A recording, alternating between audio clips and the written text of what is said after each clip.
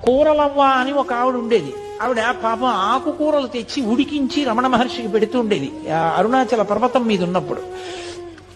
ఆవిడ మహాతల్లి లక్ష్మి అనేటటువంటి ఒక ఆవు రూపంలో పుట్టి ఆశ్రమానికి వచ్చింది.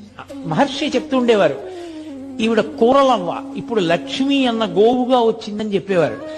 దానికి ఎంత స్వాతంత్రం, అది తిన్నగా రమణ మహర్షి దగ్గరికి వచ్చేది.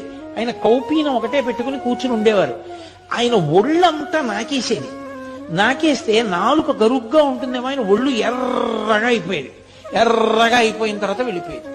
ఆయన హాల్లో కూర్చుని ఉంటే వచ్చి ఆయనకి రోజు ప్రదక్షిణం చేసి, అది రాత్రి పడుకోవడానికి వెళ్ళిపోయే ముందు ఆయనకి ప్రదక్షిణం చేసి నమస్కారం చేసి వెళ్ళిపోయేది. గోశాల కట్టారు. గోశాల కడితే గోశాలలోకి ఆ ఆవుని పంపిస్తున్నారు, అది వెళ్ళలేదు. ఎంత తోసినా వెళ్ళలేదు. అది అందరినీ తప్పించుకుని పరిగెత్తుకుంటూ హాల్లోకి వచ్చి రమణ మహర్షి ముందు నించుంది. ఆయనకి అర్థమైంది, ఓ నేను గృహప్రవేశం చేస్తున్నాను గోశాలలోకి, మీరు లేకపోతే ఎలా రమ్మంటోందని. ఆయన లేచి వచ్చారు.